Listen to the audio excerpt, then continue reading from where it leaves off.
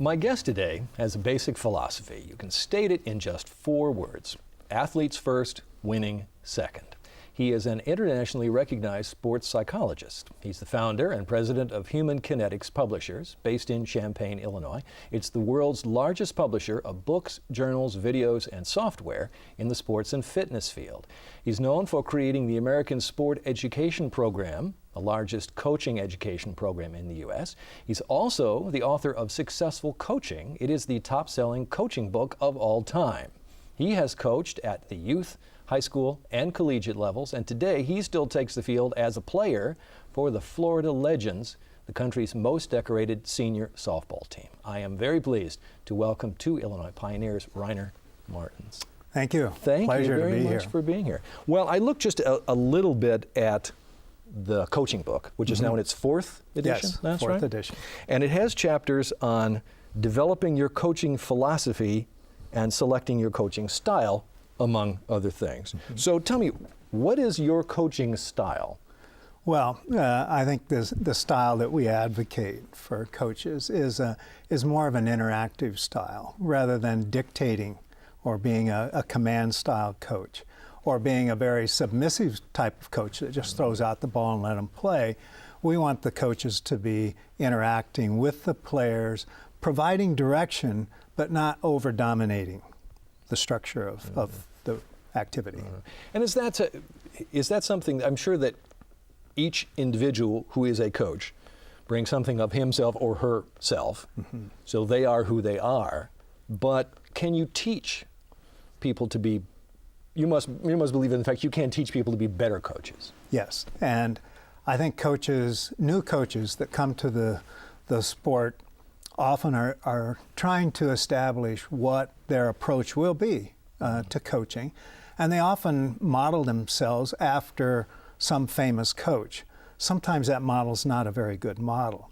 So we at least try to present an approach that we think is athlete-oriented, that they focus on the well-being of the athlete first, and then striving to win. I mean, that's an important part of being a good competitor. Yeah, I picked out that quote because it was just too good not to use it to start, and also because you'd hope that's what all coaches would believe. That is, the important thing would be the experience of the athletes, their health, their well-being. You want to put that first. Would you say, as far as your philosophy of coaching goes, essentially that would be it? That's correct. We want them to put that first. And coaches that participate in our courses often come away and say that the philosophy part of the course was the most important part that they had in the course, that it changed their perspective of how they were going to work with their athletes. And that's what we wanted to accomplish. So when you were growing up in Kansas, yes, right, was playing sport, was that a big part of your childhood? It was a tremendous part. Very quickly, I was born in Germany. My parents were German. My father was killed as a German soldier. My mother marries an American soldier right after the war, and we moved to Kansas. And I'm a little German boy in 1947 in Kansas, and that wasn't a very popular thing to be. But I found as I was going through grade school that participation in sport, if I could play as well as the next kid, was a great equalizer. So sport became a really important part of my life. So growing up in Germany, probably you would have been a soccer player. What sports did you play when you were a kid? Baseball was a big sport, played football, and I wrestled in high school. I started out in basketball, but after the coach saw me playing, he introduced me to the wrestling coach, thinking that I might do better there. So at what point did you think that as you were going through schooling and then thinking about career, that sports science would be the thing that you would want to do? Well, I started out searching for all kinds of majors, and I jumped around in undergraduate school like I think lots of people do. And I didn't want to go into physical education because it didn't seem to have the prestige or status. But eventually, my junior year, I said, hey, that's what I want to do. So I went into physical education, which was, at that time, preparation to go into coaching as well. So how did you come to the University of Illinois? Well, I did my bachelor's degree at Emporia State University in Kansas, and then I did my master's in University of Montana in exercise physiology. But I had taken a lot of psychology courses, and the University of Illinois was known as the leading institution in sports psychology. It had a professor named Coleman Griffith that started a program here in the 1920s. So he's known as the father of American sports psychology. So I was eager to come here, and we had a great group of outstanding PhD students. Well, talk a little bit more about your interest in psychology, and was that something that was just purely about, well, you were interested in human behavior, or somehow did you right away see a link between that and the way people use their bodies in sport? Yeah, I don't think anyone who participates in sports that it takes very long for them to realize that the mind and body are truly connected, and that the mental side of participation in sport can work for you and it can work against you. Mm-hmm. And I was certainly an athlete who at times struggled with anxiety and difficult to maintain concentration. So I think the initial interest grew out of my own sport participation. But then as I studied more basic psychology courses, I really became curious about the connection between sport and psychology. Yeah. I think this is something that maybe people talk about. You know, they talk about the mental aspect of the game.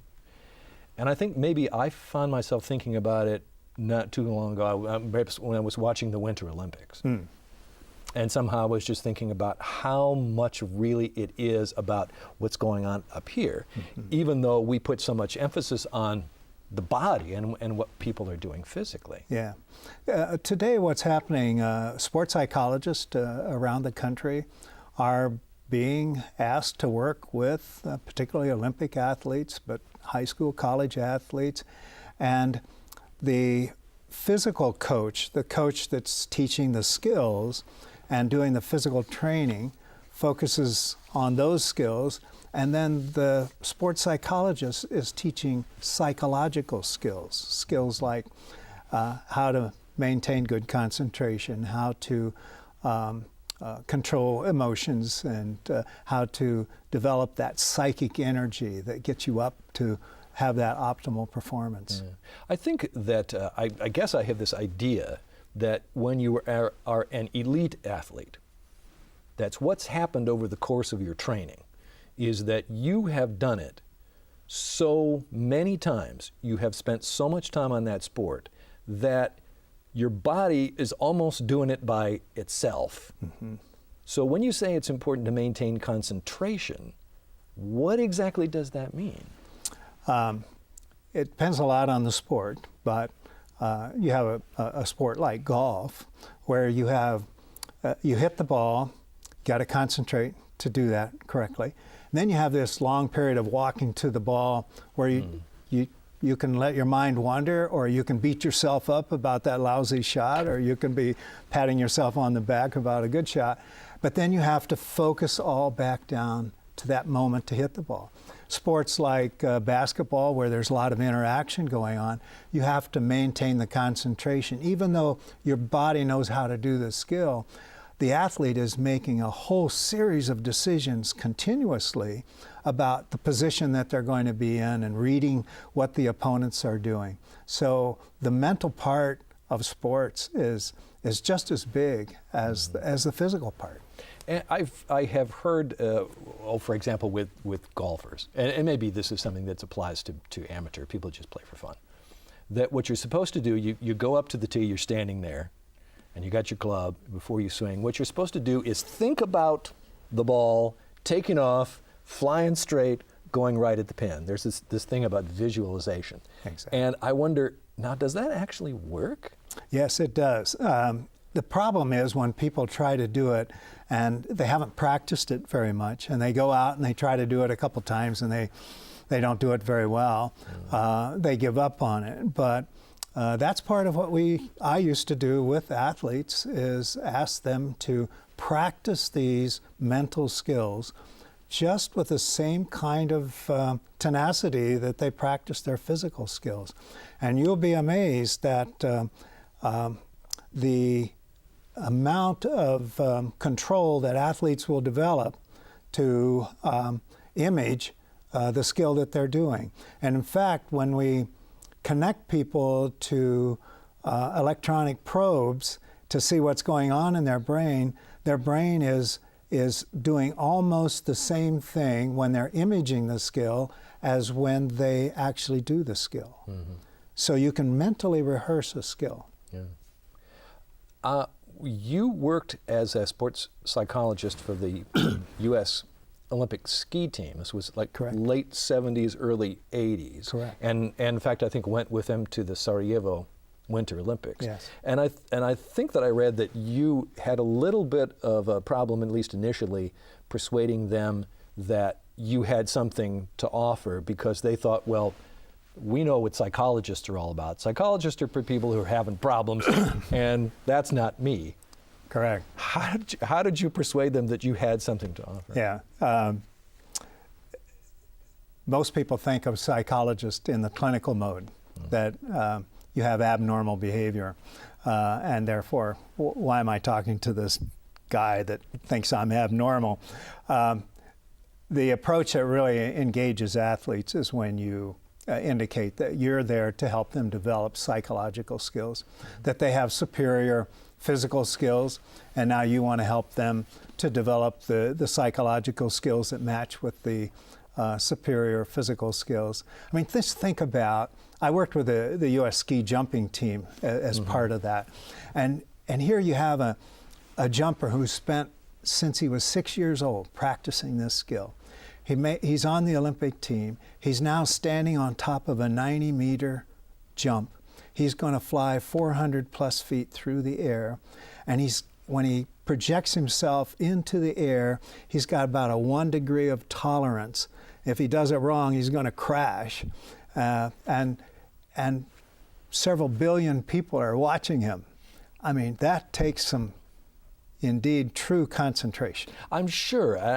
Maybe I also thought about that a little bit this time around, watching people do that. And so even someone who has been jumping for as long as they can remember, that's pretty much been part of their big life, and how many times they have stood at that spot.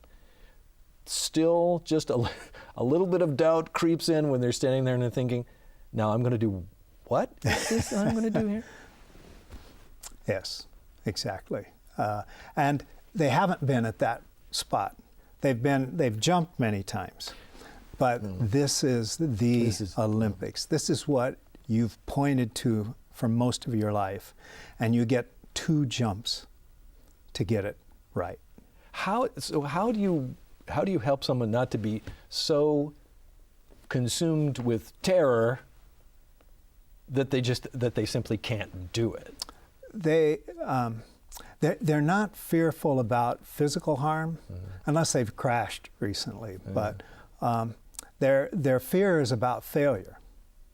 And that's an important psychological skill that we try to deal with, is that they focus on the positive aspects of, and sometimes we'll spend time mentally rehearsing with them the good things, recalling the great jumps that they've made. We'll even show them video of the outstanding jumps that they've made and have them thinking and feeling and imagining them making that jump so that we have that impression strong in the mind when they're on top of that jump. I want to talk a little bit about what was going on in your field around the time that you got your PhD. So this is 1968. So we're talking about the late 60s, early 70s. And apparently at the time, in a lot of universities, they were, say, pulling back from traditional physical education because they said, well, we're a major research institution, and PE is just not, it doesn't rise to the level of the other things that we do. What kind of things were going on at that time, and how did people in your field try to respond? Yeah. A gentleman named James Conant a very prominent person in higher education nationally, came out with an article that said physical education had no place in higher education. And that sent shockwaves through our field. And physical educators, just in the 60s, were starting to really get into the sport and exercise sciences. So we had people studying exercise physiology, studying sport biomechanics, motor learning, sports psychology, sports sociology. And so these sports sciences were just coming on the rise. And what physical education departments did is they really started getting onto these sport and exercise sciences, and some of them all entirely dropped physical education, which is really more of a profession of teaching physical activity in the schools.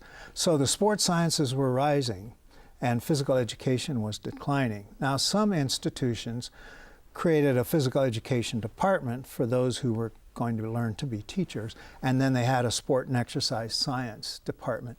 And today those sciences are referred to as kinesiology.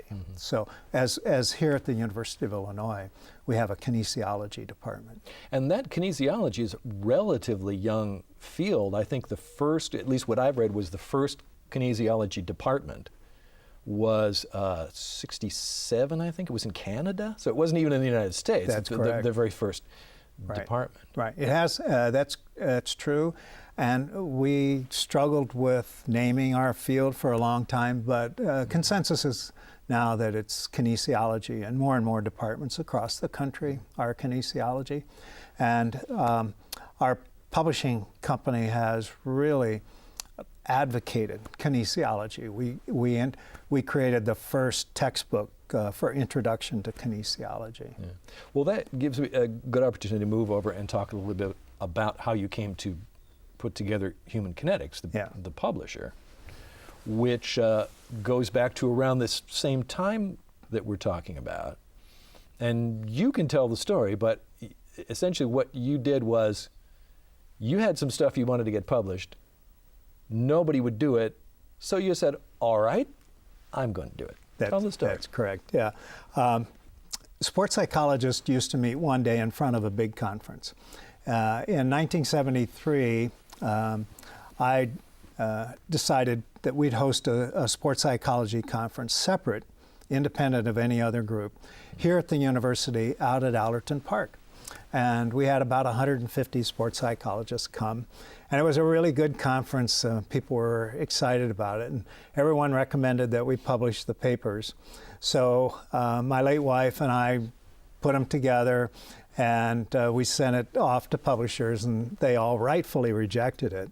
And we said, okay, well, because our colleagues in the field wanted it, we'll type it up. And my wife was secretary for the Dean of Engineering here, and there were two young guys running the printing group across the hall, and they were starting a new printing company. And so they ended up printing the book for us. We had no idea what we were doing, but we were on the ping pong table in our basement with our young fledgling company. Well, I have to go back when you said you tried to get it published, and rightfully they turned it down. Yeah. I assume that was not because of the quality of the work, but just because nobody was really specializing in that kind of work? Yes, it would have had a very small market. It was a technical research papers kinds of things. If it sold 1,000 copies, it would be great. And at the same time, going along with what we were talking about earlier, the publishing companies were seeing this decline of physical education. So they were leaving our field, and there were almost no publishers to do anything of a technical nature in our field. So now it's taken some time, but now Human Kinetics, in terms of publishing fitness, exercise materials, educational materials for coaches, biggest in the world. Yeah, it's been a phenomenal trip. We're celebrating our 40th anniversary today, actually. Big celebration out at our building. But through the 70s, we were doing one book a year, then two. I started a journal of sports psychology in 1979. Today we do 29 journals on every little niche in our field. And through the 80s, people were coming to me from all over just saying, hey, we've got this information to publish. There's no outlet for it. And so we were in the right spot at the right time and willing to try to make this work. And the company is actually owned by the employees? It is. Starting about 2000, I began to think about, okay, what's the succession plan here? And I was wined and dined by McGraw-Hill and a number of the other big publishers, and very big sums of money were being thrown around. And I took a look at what those companies do with other publishers when they buy them up, and I didn't like what I saw. They basically strip out the big profit things, incorporate that into their operation, and throw away all the little things. And human kinetics has always been an integral part of the profession, and we do lots of little things that don't really make money, but they help our profession, and it creates a great loyalty to us. So in looking at what was the best option, I learned about an employee stock ownership program, an ESOP. And an ESOP puts the ownership of the company into the hands of the employees. And the government says, we like this. And so it says, you don't have to pay any federal income tax anymore. So it's been a really outstanding arrangement for the company. I know that you felt, and I think this probably was going back some way, that one of the best things that you could do to improve the quality of youth sport, you felt, was to improve the quality of coaching. Yes. And you've gone on to do a lot of work in that field, including the textbook, which now apparently is used all over the place, very, very widely. And we know that there are a lot of people who are doing coaching who maybe have little or no training, and there are a lot of people who are coaches that they're just volunteers. How, if you look out there, I guess I wonder how many coaches are there that really have no training at all? Many.